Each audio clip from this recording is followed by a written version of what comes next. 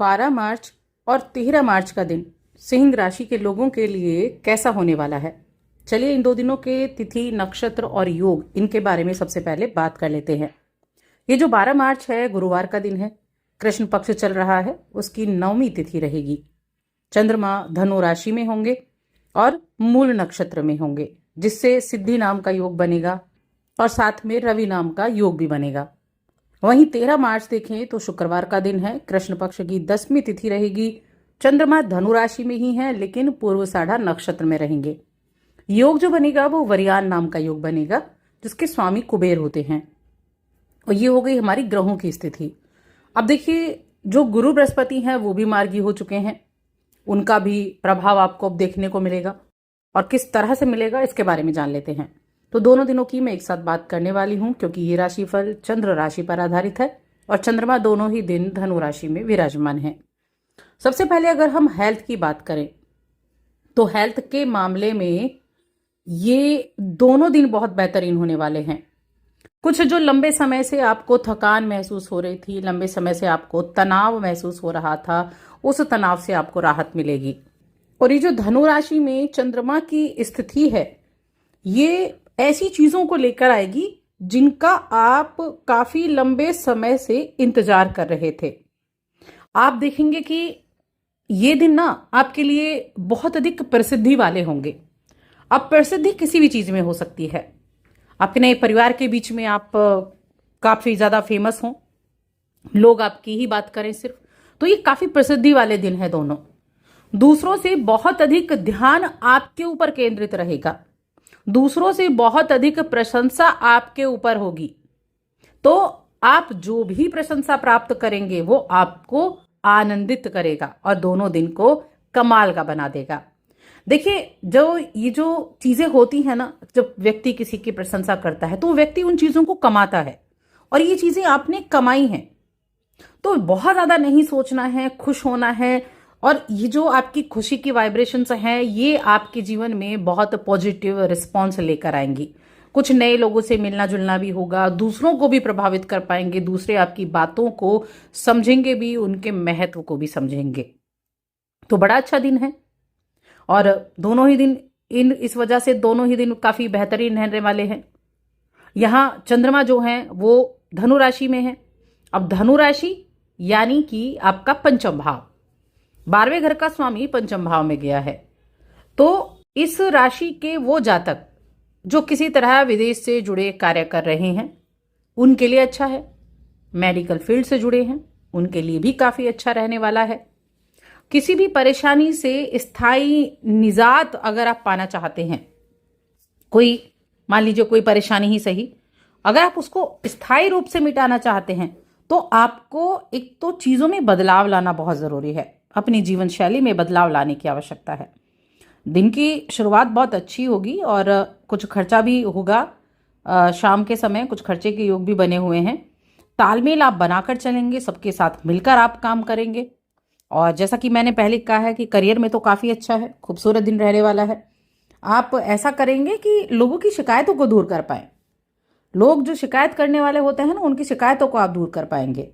आप अपनी जो तकनीकी क्षमता है उसमें निखार लाने का काम करेंगे। और यात्राएं भी रहेंगी, यात्राओं का योग भी बना हुआ है। कामकाज के सिलसिले में की गई यात्रा आपको सुखद अनुभव देने वाली है, फायदेमंद रहने वाली है। अगर आप स्टूडेंट हैं या फिर आप जॉब ही करते हैं, अपने आपके करियर की बात करें, अगर इन चीजों में किसी भी तरह की उलझन आपके मन में चल रही है तो मैं कहूंगी उस उलझन को सबसे पहले आपको दूर करना है, क्योंकि वो उलझन ऐसी होगी कि आपका मन कहीं लगने ही नहीं देगी। तो किसी ऐसे व्यक्ति से बात कर सकते हैं जिसके बारे में आपको पता हो कि ये सुलझा सकता है, या किसी निपुण सलाहकार की उनसे बात कर सकते हैं।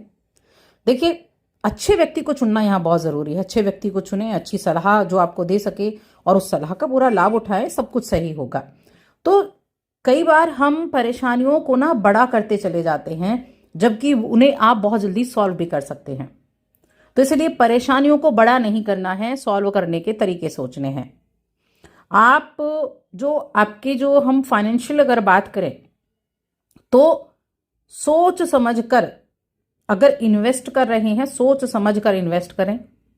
पहले से जो इन्वेस्ट किए हुए हैं वो अच्छे रहेंगे। आपको किसी के मार्गदर्शन से अच्छी दिशा मिल सकती है और जो मन में असमंजस की स्थिति थी उससे आप बाहर निकल सकते हैं। तो अगर आपको आसपास कोई ऐसा है जो आपको सलाह दे रहा है, उसकी बातों को ध्यान रखें, उसकी बातों को जरूर सुने। देखिए, करें चाहे आप बाद में अपने मन की, लेकिन बातों को सुने जरूर, क्योंकि कुछ ना कुछ तो आपको ठीक मिलेगा ही मिलेगा। बिजनेस कर रहे हैं अगर आप, तो बिजनेस करने वाले लोगों के लिए मुझे ये दिन अच्छे दिख रहे हैं, दोनों ही दिन बढ़िया दिख रहे हैं। कामकाज अच्छा रहेगा। डेली इनकम वाले हैं उनके लिए भी अच्छे हैं। बहुत मोटा पैसा नहीं, लेकिन मैं कहूँगी हाँ अच्छा रहेगा, आपको खुशी होगी। अब रिश्तों की बात करते हैं तो रिश्तों के मामले में बढ़िया है। परिवार का सपोर्ट मिलेगा, परिवार के साथ अच्छा समय बीतेगा और अपने पार्टनर के साथ, अपने फैमिली के साथ कोई ट्रैवल भी कर सकते हैं आप।